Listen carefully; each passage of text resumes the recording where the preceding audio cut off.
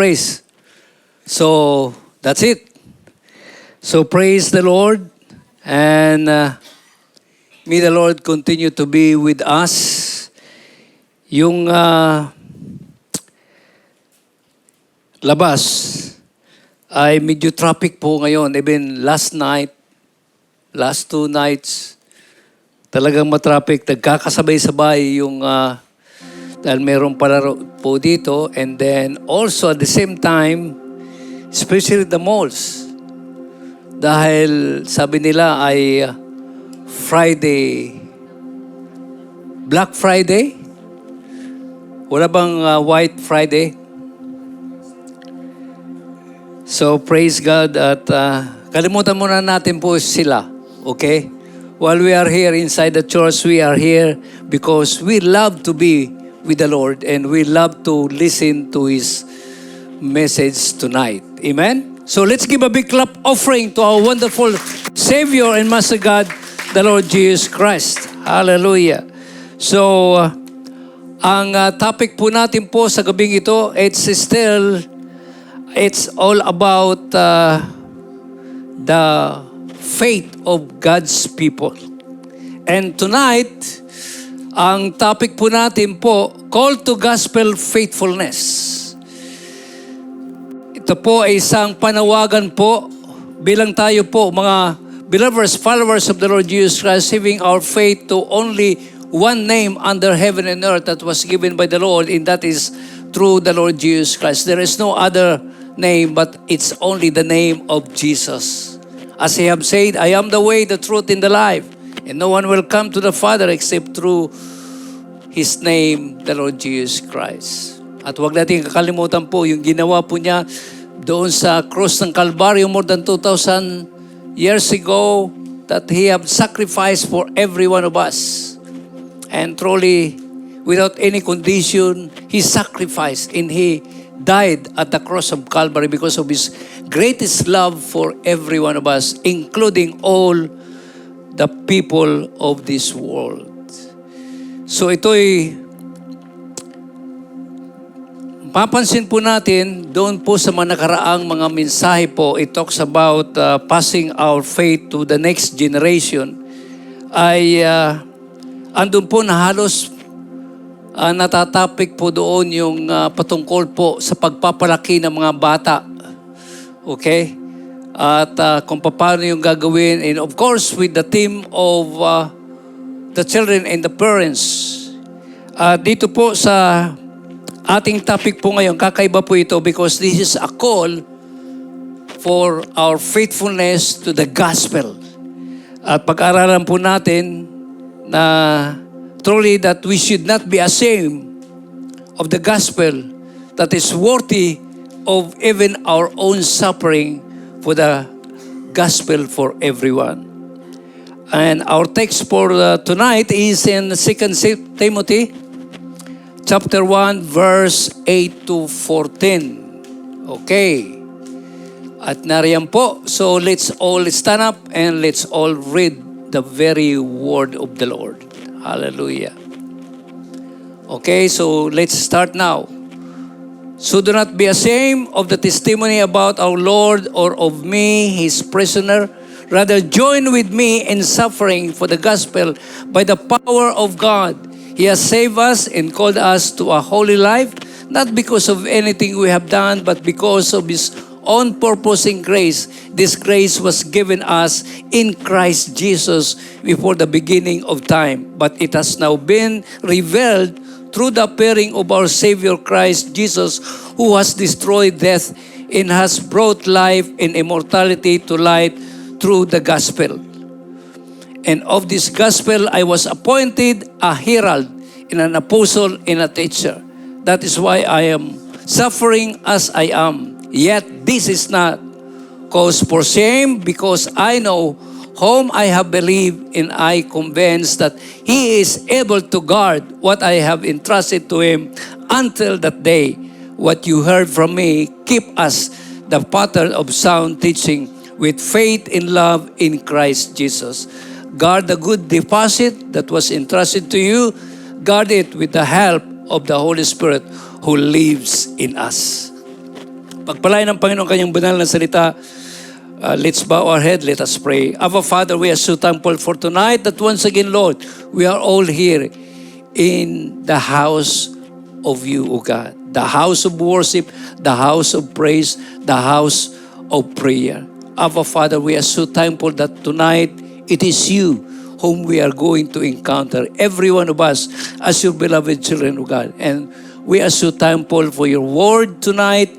And thank you, Holy Spirit, because it's you who will give us more wisdom and knowledge and understanding, even deeper inspiration of your revelation to your very word tonight.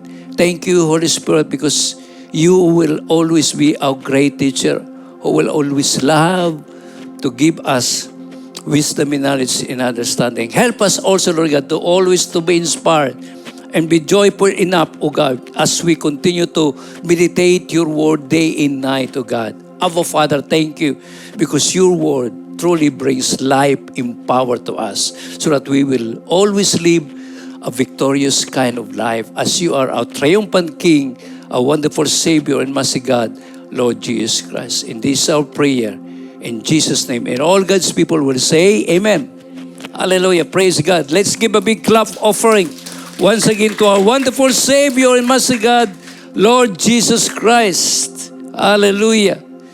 So, sabi ko po sa inyo, ito po yung a call to gospel faithfulness, panawagan na manatili tayong tapat sa ebanghelyo ng ating Panginoong Hesus. Pag-aaralan po natin ngayong gabi kung bakit napakalaga po ang ebanghelyo at bakit kinakailangan po na patuloy tayong gamitin ng Panginoon para ang ebanghelyo for everyone will always be reaching every corners of this whole world, because that's the main reason why the Lord Jesus Christ came here on earth. It is because He loved this whole world. So beloved people, at narito po na kung saan our monthly theme for October is still with us, passing our faith to the next generation. Pagpapasa ng ating pananampalataya sa mga kabataan especially. O pagpapasa natin pananampalataya sa susunod na henerasyon. Sino dito yung mga young people? Young people, please raise your hands. CD. Lahat kayo Lalo na yung mga young people na wala pang mga asawa, wala pang husband and wife. You belongs to the young generation. Amen? But for me, I am... What? No. Hindi kami mga baby bloomer. Pag sinabing baby, ibig sabihin yan, bata pa. So, ito po yun. Now, talking about this call to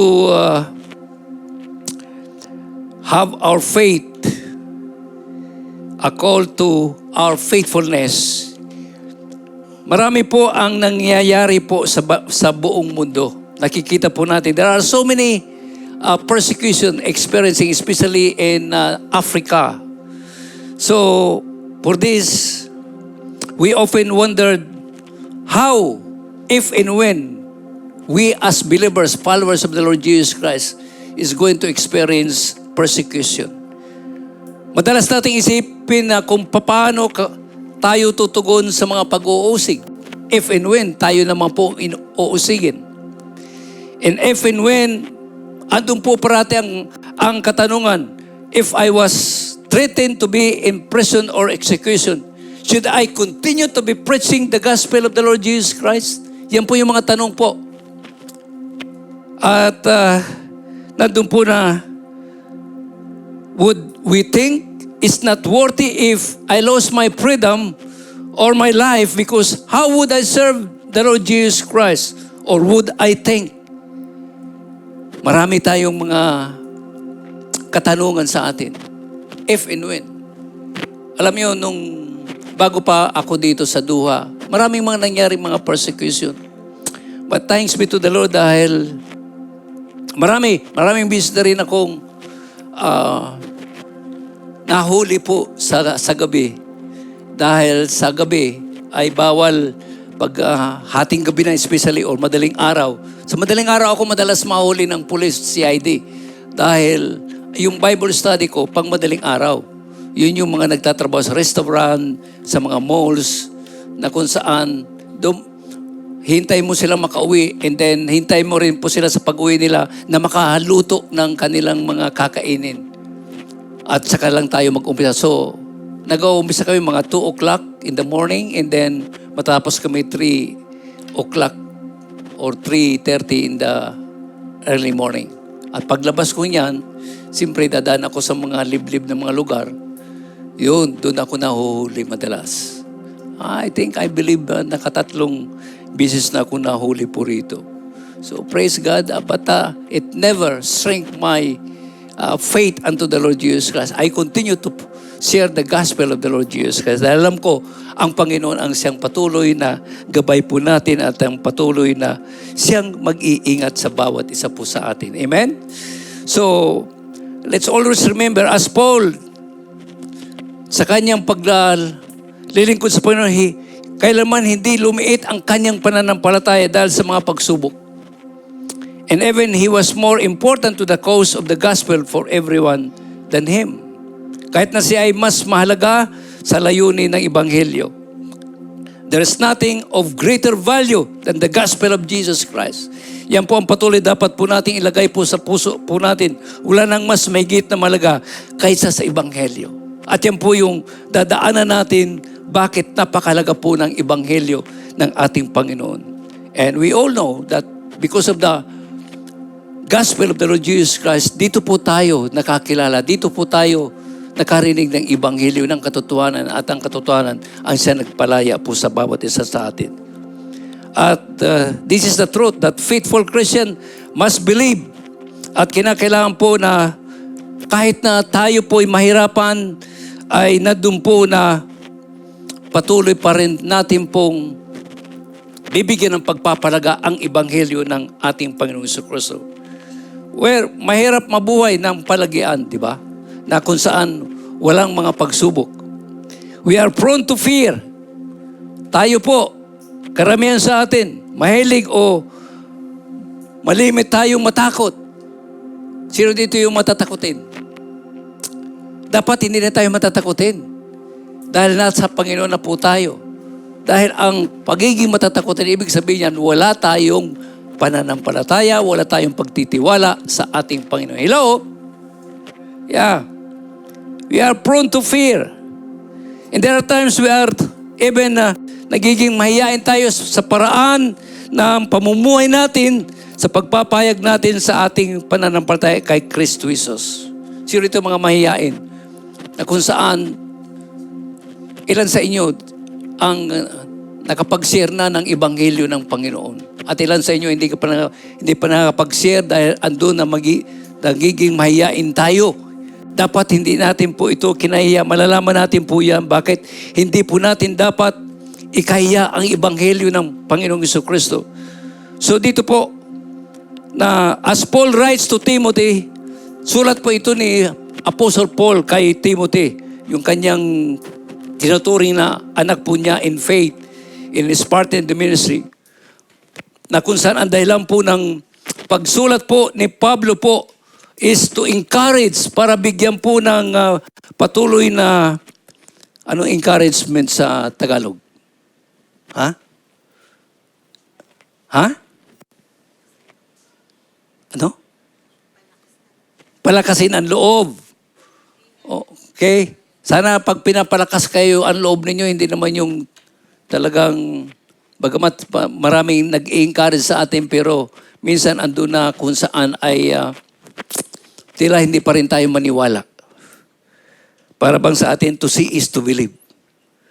Pero ang katotohanan ng pananampalataya ay sa mga bagay na hindi nakikita na naniniwala ka na mayroong Diyos at mayroong Diyos na kasama po natin. So dito po, binigyan ng encouragement, binigyan ng exhortation po ni Pablo si Timothy, knowing that Timothy might be fearful o matatakutin pa rin or lack of boldness o kawalan ng katapangan sa buhay. Sino sa inyo rito ang kulang po ng boldness o kawalan ng katapangan sa buhay. Tahimik kayo ngayong gabi, ha?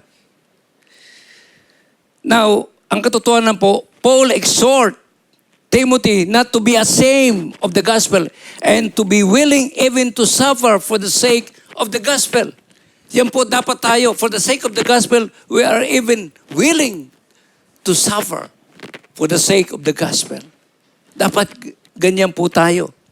At dito po, nung last October 27 to 31, galing po kami sa Korea. At ang team po dun sa Korea, the gospel for everyone by 2031. So dito makita po natin na napakaraming tao po. More than 7,000 delegates coming from different nations of the whole world ang dumalo po dyan. At yan makita po natin. After that, yan, yung isang church po, Dasarang Church, na siyang naging host po ng World Evangelical Alliance General Assembly, yan po, yan yung kalaki ng kanilang worship hall. Na kung saan nasa basement 5 yan, pero yung pinaka ceiling po nila, yun na po yung labas, open area po. At one day, if you are going to visit Korea, visit that church, Sarang Church, with its means, God is love. Amen? Meron pa dyan, meron pang isa pa, na kung saan yan. Yan po kami. Yan yung mga delegates from different nation of the whole world. Nasa harapan yan. Yan yung open area dun sa taas. Yan po yung, ang ilalim po niyan, yung nakikita yung napakalaking hall, worship hall po ng Sarang Church. Ayan. So, praise God. Meron pa ba, Andre? Okay, so wala na. So, ito po, ng team po dyan, makikita po natin, the gospel for everyone by 2033. Kasi, yung 2033, it is a celebration of the Lord Jesus Christ's resurrection. After that 2,000 years. Amen? So praise God. At last year also, dun sa Luzon 2024, sa Seoul, Korea also, ang team din po dyan, let the church declare and display Christ together. So, nandoon po na kung saan, ito po ang campaign po ng mga churches all over the world, especially the evangelical churches and also the pure Christian. At dito po sa ating text po, Paul is calling Timothy to be steadfast. Panawagan ito ni Paul kay Timothy na maging matatag and be faithful with the gospel. So napakarami po. At dito po ay patuloy na pinapaliwanag po ni Pablo ang kahalagan po ng Ebanghelyo. At walang ibang gagamitin sa pagpapalaganap ng Ebanghelyo, kundi ang bawat isa po sa atin na nakakilala na at tunay na mayroon tunay na relasyon sa ating Panginoon. It should remind us of the beauty and the value of the gospel. And dapat ito ipaalala sa atin ang kagandahan at kahalagaan ng Ebanghelyo. And it should always encourage for every one of us to compel us to live faithfully and courageously for the sake of the gospel for everyone.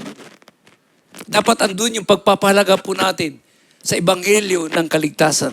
Na ang bawat isa makakilala sa Panginoon at walang ibang gagamitin ang Panginoon, kundi yung gospel po niya na kung saan una din po natin na narinig po doon sa mga ginamit ng Panginoon para tayo po makakilala sa Panginoon. At siyempre, walang ibang vessel na gagamitin kundi ang every followers, believers of the Lord Jesus Christ. At tayo po yun, mga minamahal kong mga kapatid. Tayo po na kanyang iglesia. So, it should encourage and compel us to be faithful po dito po sa nais ng Panginoon, the gospel for everyone, so that may the whole world will know our loving King Jesus. Dapat itong hikayatin ang bawat isa. At pilitin tayo na mamuhay ng tapat at may lakas ng loob para kapakinabangan ng Ebanghelyo. I hope and I pray that everyone are ready, prepared to share the gospel of the Lord Jesus Christ. Anytime, any moment, any place, dapat handa po tayo. Alam nyo, ang gusto ko talaga, and the very reason why I'm still here in Dua, may the whole world will know our loving King Jesus. At yung pinapatayo natin, yan ang gagamitin ng Panginoon as a platform so that many will still know the Lord Jesus Christ, especially in this Arab nation, na kung saan kailangan po natin na maibahagi ang Ebanghelyo, ang pag-ibig ng ating Panginoong Hesus. Dahil ang kamatayan ng Panginoong Hesus doon sa krus ng Kalbaryo, more than 2,000 years ago, hindi lamang po sa ibang lahi, kundi mag-imam po, especially our brothers, the Arab people here in this Arab nation. Amen?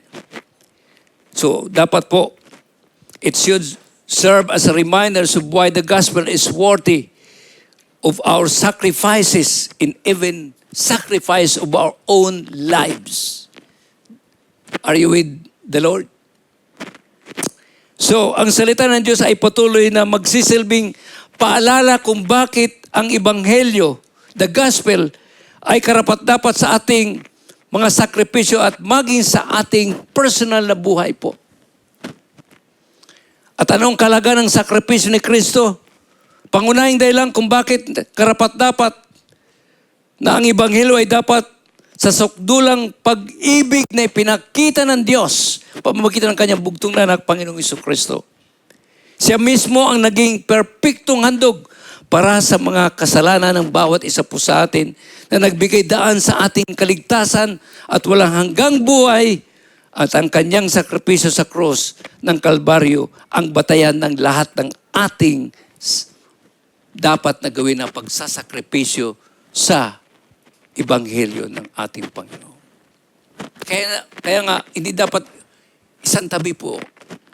Bigyan natin ng pagpapalaga instead ang pagpapahayag ng Ebanghelyo ng ating Panginoon. Especially first, to our beloved family, dapat sila at tayo ang unang gagamitin ng Panginoon para ang ating mga mahal sa buhay ay tunay na makarinig ng Ebanghelyo ng kaligtasan.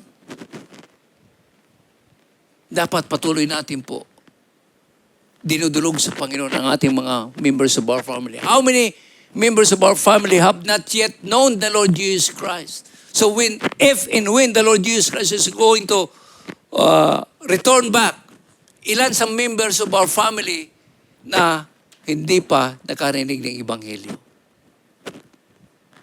Dahil ang kaligtasan ibinigay ng Panginoon dito sa silong ng langit, it's only meant when or before the Lord Jesus Christ is going to return back. Kapag bumalik ng Panginoong Hesus, tapos na ang Ebanghelyo, ang pagpapalaganap ng Ebanghelyo ng kaligtasan ng ating Panginoong Jesucristo. Kaya nga, dapat patuloy po natin na bigyan ng pagpapalaga ang Ebanghelyo na ito po'y maipahayag sa lahat ng dako ng mundo, sa lahat ng sansinukob ng mundong ito. And especially first, sa ating mga mahal sa buhay. Kaya nga, I hope and I pray na ang bawat isa po sa atin po, every time that we are going back to our nation, the Philippines, first of all, that you have loved to meet, walang iba kundi ang inyong mga mahal sa buhay. Ang tanong po doon, nababahagi ng ba sila ng Ebanghelyo ng kaligtasan? O you just remain quiet? Inshallah. So mga minamahal ko mga kapatid, ito po yung main point number 1 po natin, the charge. Minister with boldness. Ibig sabihin, ipahayag ang Ebanghelyo ng kaligtasan with boldness po. Andun yung katapangan natin. Andun na hindi tayo mahihiya. Andun na hindi natin pwedeng isang tabi, hindi natin pwedeng ipagpabukas pa. Minister, kinakailangan pong ipahayag po natin with boldness. Kaya nga sabi po doon sa verse 8 po niyan, Do not be ashamed of the testimony about our Lord or of me, His prisoner. Sabi ni Pablo, rather join with me, samahan mo ako in suffering for the gospel by the power of God. Alam niyo mga minamahal ko mga kapatid, do not be ashamed. Yan po ang kabuuan po ng sinasabi po sa talatang 8. At kung kinakailangan po magsakripisyo tayo just to share the gospel of the Lord Jesus Christ, we need to do even to suffer. Do not be ashamed of the testimony about our Lord. Nung araw, bago pa ako sa Panginoon, andun yung boldness ko. Pero pagdating ko dun sa biyanang ko, dahil mga Romano Katoliko yung mga biyanang ko eh, yung father at mother po ni Sister Glo, my only partner in life. Ayaw ko silang masagasaan. Yung Biblia ko, nilalagay ko sa likod ko. Maliit na Bible. Pag tinanong ako nung biyanang ko, saan ka punta? Mukhang nakadisente ka. Sabi ko, pasyal-pasyal, papa. Pero totoo pupunta ako sa church. Salamat sa Panginoon. Dahil andun yung boldness. Kaya dapat po, we should not be ashamed. Maraming mga bagay na kung saan, alam niyo, as a true believers, followers of the Lord Jesus Christ, minsan po, meron tayong mga pangyayari, mga pagkakataon, situation, na kung saan hindi natin naihayag with boldness ang Ebanghelyo ng Panginoon. Minsan andyan, dinadala na tayo ng mga kaluluwa. Pero hindi natin pa maipahayag Ebanghelyo ng Panginoon. So para bang pinabayaan mo lang dahil nag-aalangan ka, nahihiya ka, at kung ano man ang gusto, nasa isip mo. Pero I tell you, after that, the Holy Spirit will always convict you. At tatanungin ka ng Holy Spirit, bakit hindi mo ipinahayag ako?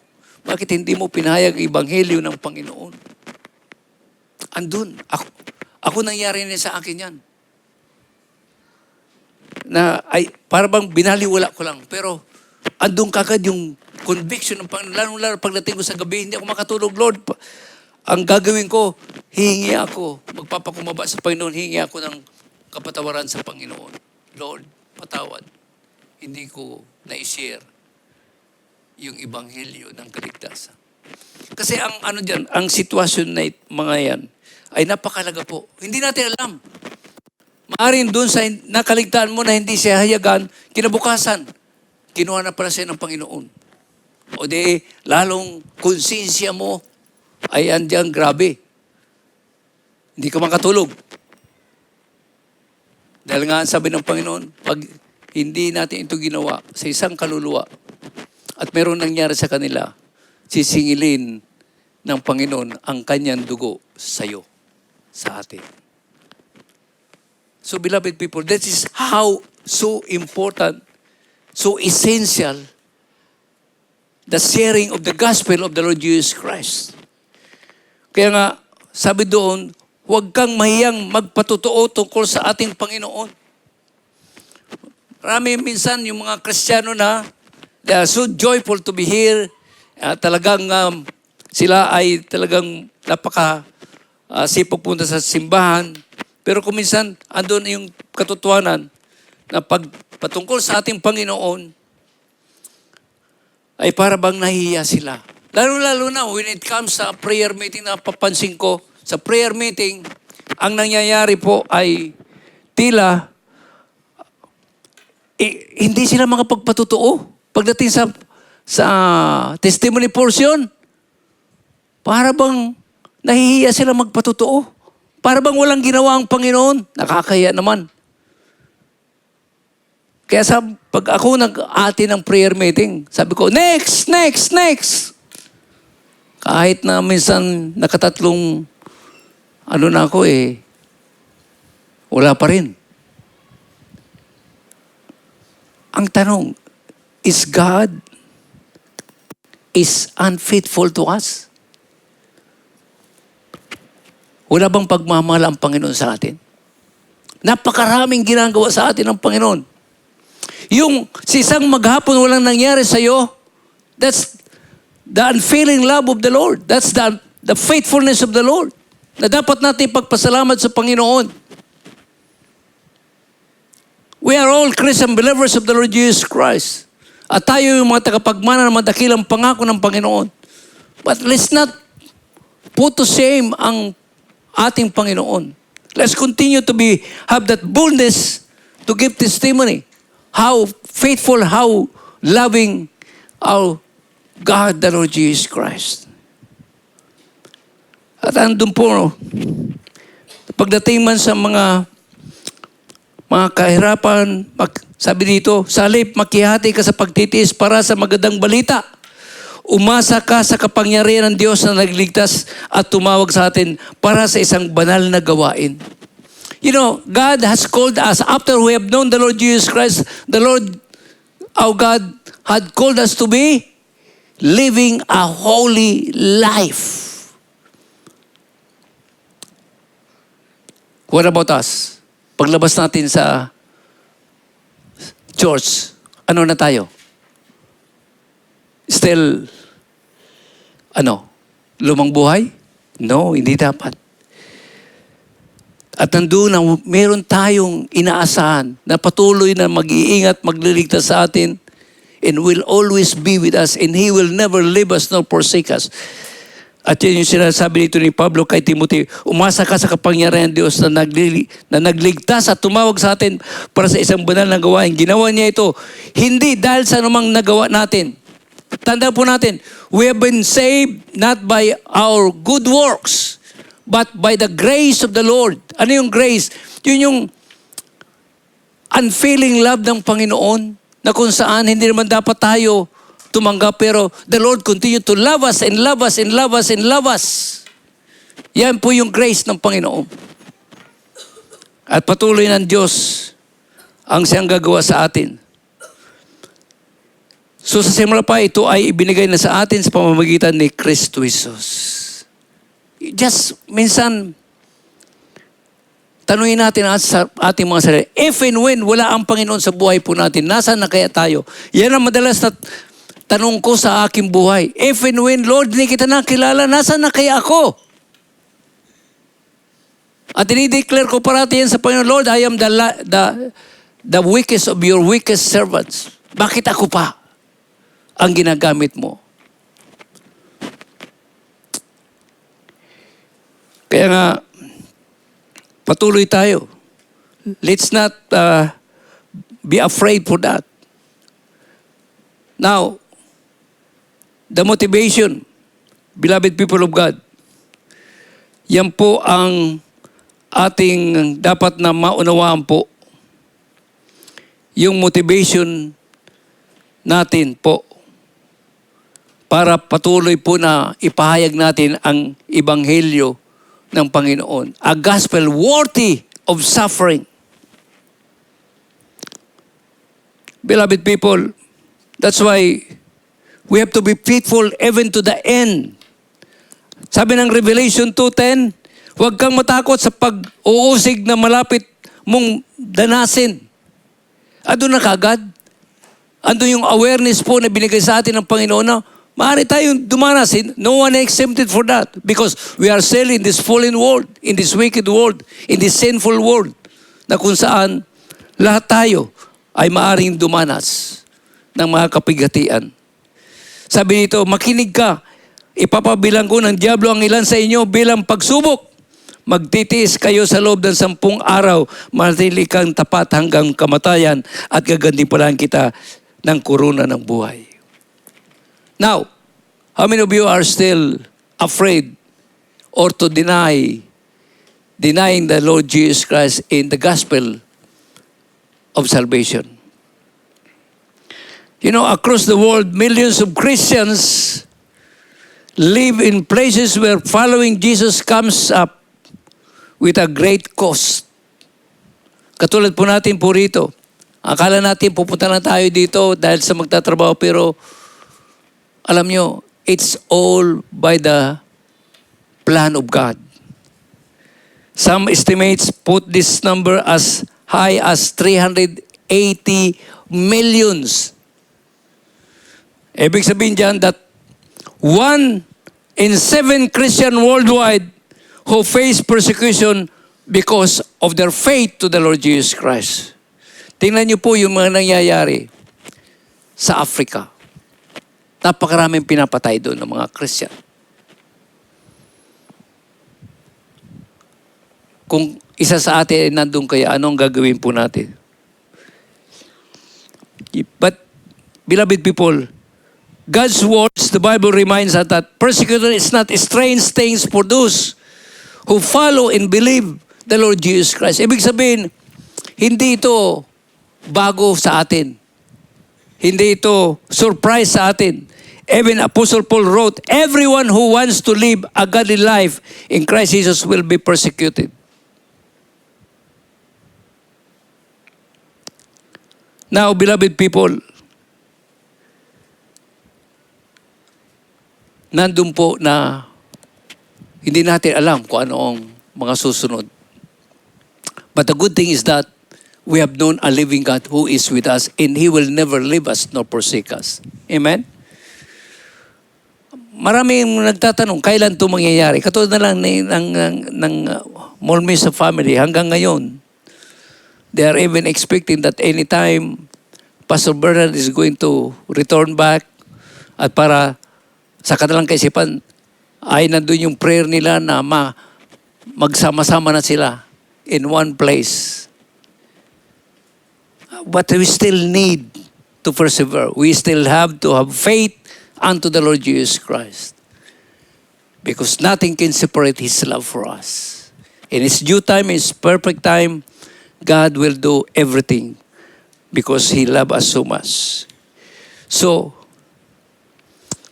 andyan yung paalala po ng Panginoon, reminding us that the Lord Jesus Christ has saved us and called us to a holy life. And not because of anything we have done, but because of His own purpose and grace. The grace was given us in Christ Jesus before the beginning of time.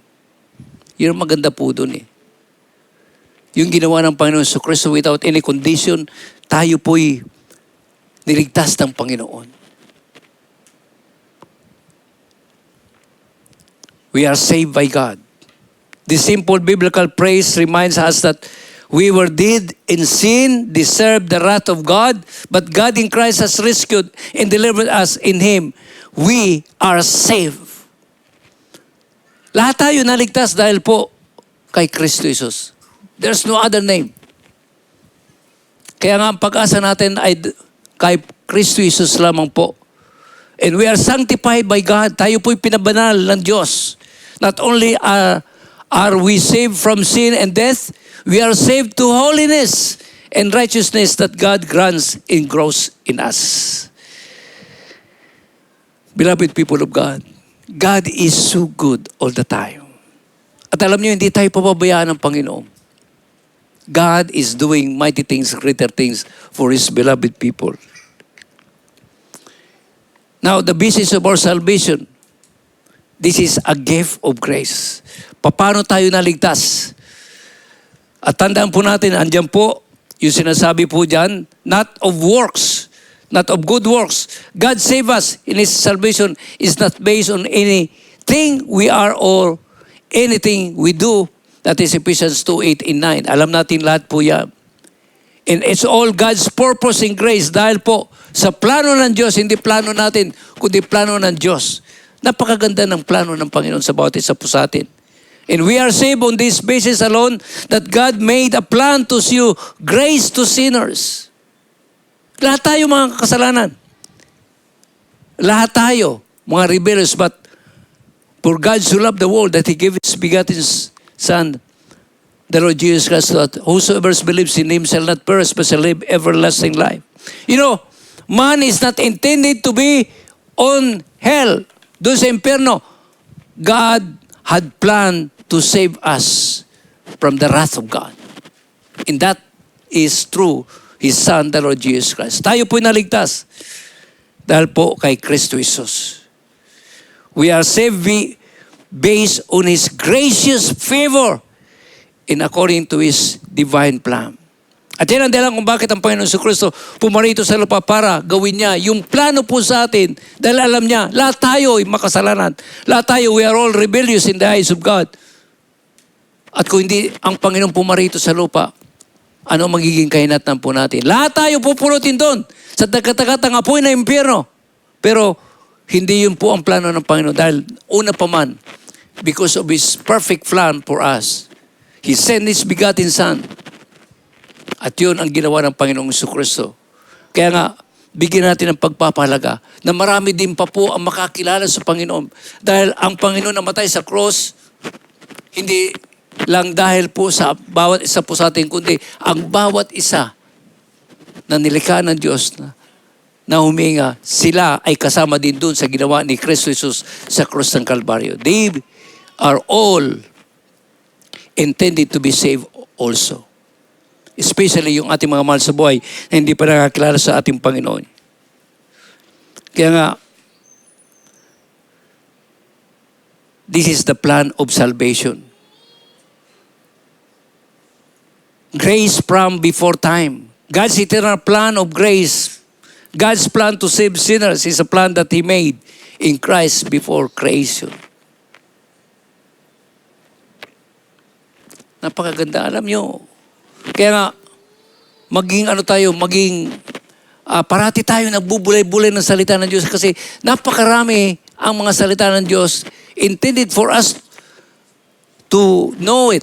Nang sa ganon, patuloy tayong andun na isang mga anak ng Diyos na talagang we are always being reminded by the very word of God that God is with us and God has a plan for every one of us. Hindi lang tayo pinababayaan ng Panginoon dito. Hindi. God has a plan for us. And as we are God's beloved people. Kaya nga, grace has a part. Yun eh. Yun ang pinakamabigat na ginawa ng Diyos sa atin. Christ coming and work, God's grace that was granted before time was made known in the life, death, and resurrection of Christ, through which salvation was accomplished. Yan po ang plano ng Panginoon. Kaya nga, the result of Christ's work, but it has not been revealed through the appearing of our Savior Christ Jesus, who has destroyed death, has brought life and immortality to light through the gospel.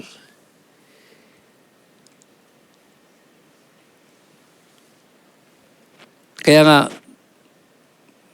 minsan, ako na papaiyak ako minsan pag yun, minsan tinatanong ko yung sarili ko sa harapan ng Panginoon, Lord, grabe ka magmahal sa mga anak mo.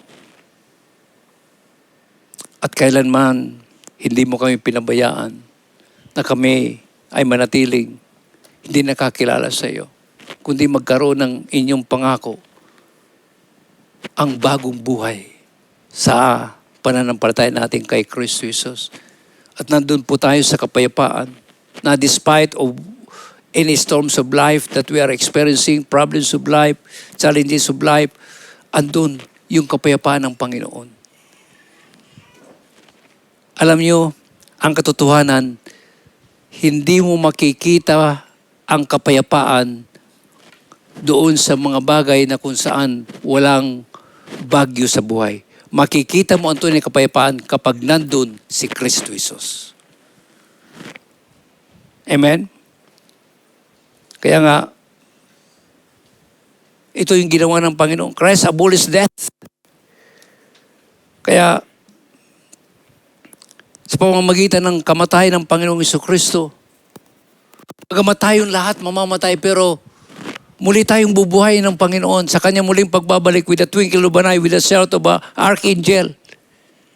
Tayo muling bubuhay ng Panginoon, papalitan yung katawang panlupa natin na nabubulok ng katawang panlangit, katulad ng Panginoong Jesucristo. The resurrected body of the Lord Jesus Christ, magiging katulad po natin. Napakaganda ng plano ng Panginoon. Bagamat tayo mamamatay, pero mayroong kasunod na buhay at yan po ang pangako ng Panginoon, ang buhay na walang hanggan. And through the Lord Jesus Christ, we are given spiritual life in the hope of life beyond the grave. Kaya sa pagbabalik ng Panginoon, yung mga namatay na nananampalataya kay Kristo Jesus, muling bubuhayin yun ng Panginoon. At yung mga buhay pa sa pagbabalik ng Panginoon, hindi na sila mamamatay, kundi papalitan na lamang sila ng katawang panlangit. At sabay-sabay tayo yung mga binuhay ng Panginoon sa kanyang muling pagbabalik. At yung mga inabutan niyang buhay pa sa kanyang pagbabalik, sabay-sabay tayong akit sa lapa with the twinkle of the eye, with the shout of the archangel, sasalubungin natin ang ating Panginoon na kung saan naghihintay sa atin. And from there, we will be with the Lord forever. Doon sa kanyang pangako, ang buhay na walang hanggan. Gusto niyo ba na yung pag namatay kayo, para bang wala na? Alam niyo yung mga unbelievers, yun yung kinatatakutan nila, yung mamatay. Dahil hindi nila alam ang katotohanan. Na para bang ayaw pa nilang mamatay at pagkatapos, para bang walang living hope sila. Yun totoo po yun. Doon sa mga hindi pa nakakilala sa Panginoon. Kaya nga, napakapalad po natin because even though mayroong mga pagsubok pa tayo, but there is always a living hope with the Lord Jesus Christ. Patuloy tayong ginagamit ng Panginoon, patuloy tayong gagamitin ng Panginoon. Kaya nga, dito sa panawagan ng Panginoon sa atin, na patuloy po na hindi dapat natin ikahaya ang ebanghelyo ng kaligtasan. Patuloy tayong magpagamit sa Panginoon. Continue. Alam nyo, lalo na sa mga kababayan dito, huwag naman puro marites. Share the gospel. Pag-usapan natin about the love story that took place more than 2,000 years ago. At yan po, walang iba nung pumarito ang Panginoong Jesucristo. Talk about the Lord Jesus Christ, hindi yung puro buhay na may buhay. Talk about what the Lord Jesus Christ did for you. And hear about what the Lord Jesus Christ did also dun sa mga kapatid natin sa pananampalataya. At yan po na kung saan. Kaya nga dyan sa verse 10, di ba? Christ brought life, immortality through the gospel. Not only are we freed from death, but we are given eternal life. If we have died with Christ, we know that we will also live with Him. And this is the hope that it's ours when we repent and believe in the finished work of the Lord Jesus Christ. Now, conclusion.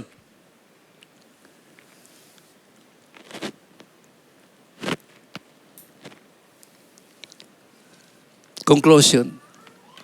Nothing can separate the love of God. Neither tribulation, distress, persecution, famine, nakedness, danger, nor sword. Sino makapaghiwalay sa pag-ibig ni Kristo? Wala. Pag-ibig ni Kristo sa atin, sa bawat isa sa inyo, sa bawat buhay po natin. Wala makapaghiwalay. And we really need to minister with boldness pagdating po sa Ebanghelyo. Ang conclusion po natin po dyan, ayan po, na kung saan ay we really need to be motivated. Si Jesus na nagligtas at tumawag sa atin. Namuhay tayo na may kabanalan. And let's always include in our plan, in our daily life, the gospel of salvation. Kaya nga, tayong lahat ay naligtas dahil po sa kanyang dakilang pag-ibig. Naligtas tayo dahil po sa kay Kristo Jesus. Kaya nga, pagpatuloy tayo. At meron lang ko dito sa conclusion po natin. Tandaan po natin, ang Ebanghelyo ay karapat-dapat sa ating ganap na pagsasakripisyo dahil sa Ebanghelyo ng Panginoon. Dahil ito ang nag-aalok ng isang bagay na hindi kayang ibigay ng mundong ito. It's only through the Lord Jesus Christ. Bakit ang Ebanghelyo ay karapat-dapat sa ating buhay? Ang Ebanghelyo ay dapat lamang po na magkaroon ng kaganapan po. The devotion at sakripisyo dahil nag-alok ito ng isang bagay na hindi kayang ibigay ng mundo. Ano yun? Kapatawaran ng kasalanan.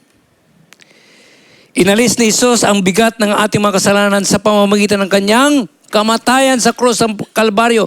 Kaya hindi na tayo alipin ng kasalanan.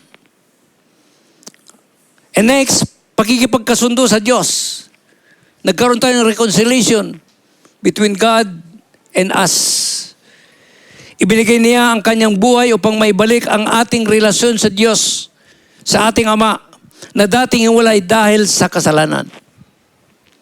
And next, dahil sa banal na layunin, ang pagsunod sa Ebanghelyo ay nagbibigay ng malinaw na layunin sa buhay at pag-asa na nagtuturo sa atin na mamuhay ng karapat-dapat bilang mamamayan ng langit habang narito tayo sa lupa.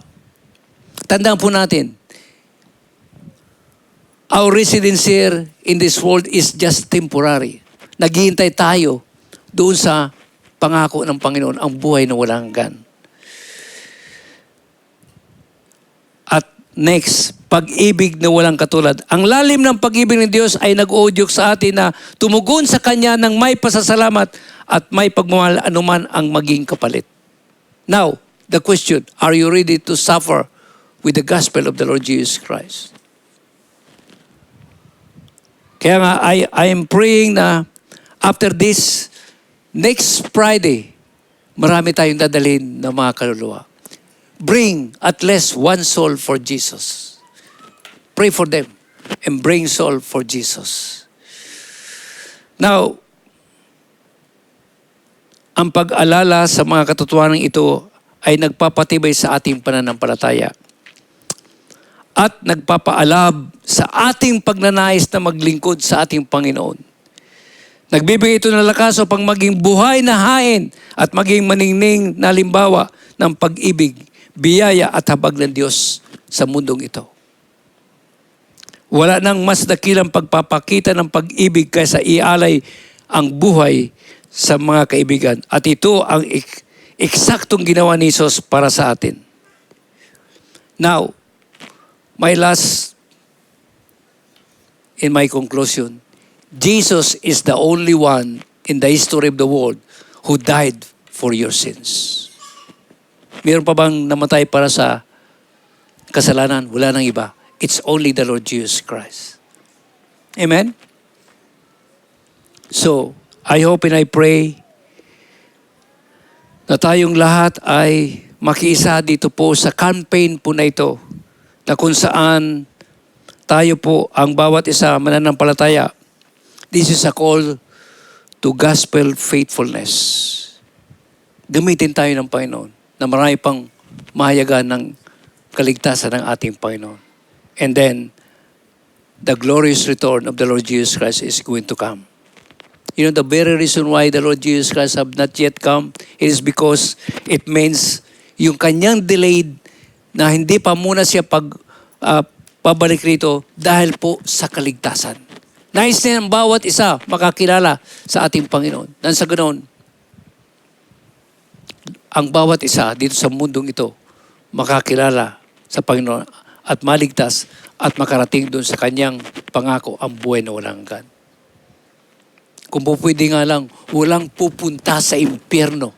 Because God have not intended for a single soul to perish in the lake of fire, but shall have everlasting through the faith to the Lord Jesus Christ. Amen? Hallelujah.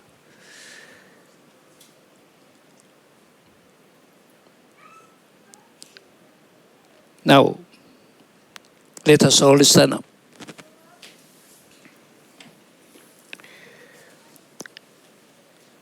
Panginoon namin Diyos, Abba Father, through your Son, our Lord and wonderful Savior, Master God, Lord Jesus Christ, with your continuous fellowship, Holy Spirit, we are so thankful that tonight, once again, we have heard your message, and it's all about the gospel for everyone. Whom we have first have known, whom we have first have received, And that's the truth. And the truth set us free. Lord Jesus, my prayer na ang inyong iglesia, ang bawat isa, Panginoon, sa inyong panawagan na maging matapat, kami, ang bawat isa po ng mga anak mo, sa mabuting balita. And this is a call to be faithful to the good news. Panawagan na kaming lahat ay manatiling tapat sa Ebanghelyo. And a call to remain faithful to the gospel. Our prayer, Abba Father, our prayer, Lord Jesus, with your continuous fellowship, Holy Spirit, is that may every one of us will surely be used in bringing the gospel of salvation to everyone. First, to our beloved members of our family, and to our friends, and to everyone whom we are going to meet, O God. Use us, O God. Empower us, infill us by your Spirit, O God, so that we may surely be used by you in bringing the gospel to everyone, so that the whole world will know you, our loving King Jesus. Lord, help us. Help us. And may your kind of love that brought to you joyfully at the cross of Calvary, may that kind of love be resting upon to every one of your beloved children, O God. And may your church, this QEC, will surely be used by you to bring more lost souls, all for your glory and for the furtherance of your kingdom. Lord, ang dalangin namin, Panginoon, bumalik na po kayo. But we know, Lord God, that the reason that it has been delayed of your return back, it is because, Lord God, that many are still not saved. Lord, use us to bring lost souls that they will know you, Lord Jesus Christ. And thank you, Holy Spirit, for your inspiration, O God. Thank you for the empowerment. Thank you, God, for the anointing. Thank you for the infilling and the empowerment of your very word, O God. Thank you so much, O God, that surely, Lord, we will continue to be your vessel. We will continue to be your witnesses, your ministers, your ambassador of your kingdom. Lord, may the whole world will know you, our loving King Jesus, as the Lord and personal Savior of their life. This is our prayer in Jesus' name. Amen.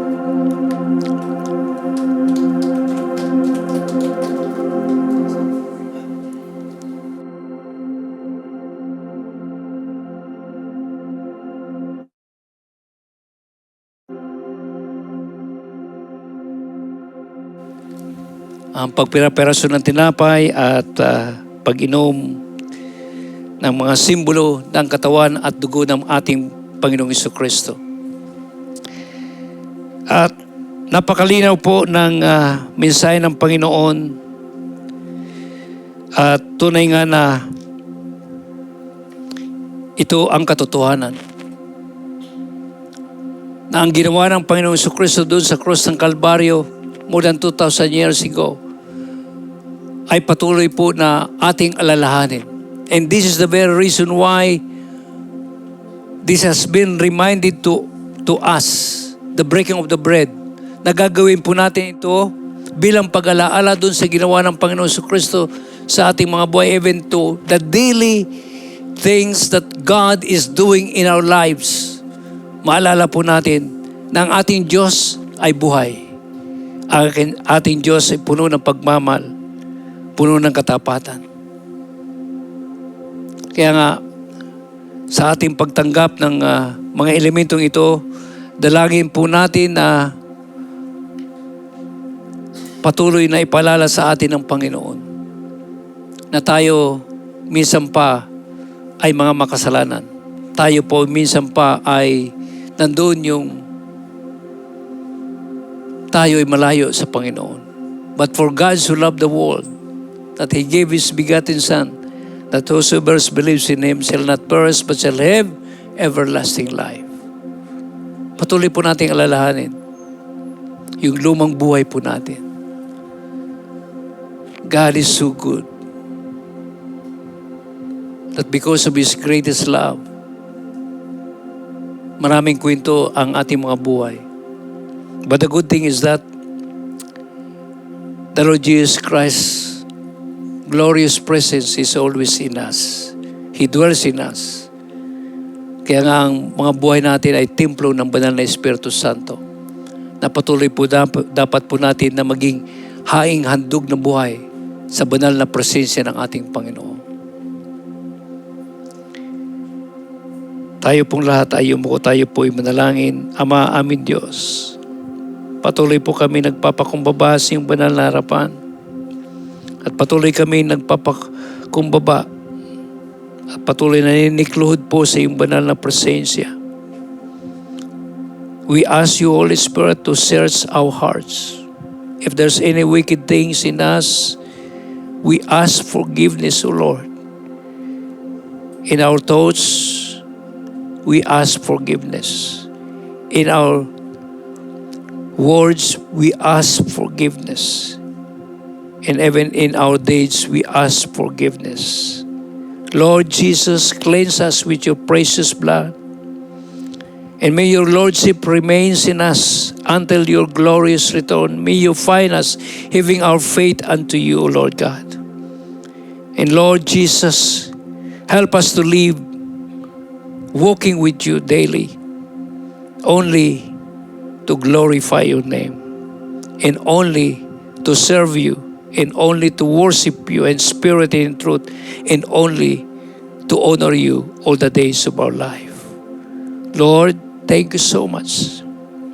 As we partake this Holy Communion, all these symbols of your precious blood and your body, Lord, help us to live with you, only to glorify your name, O God.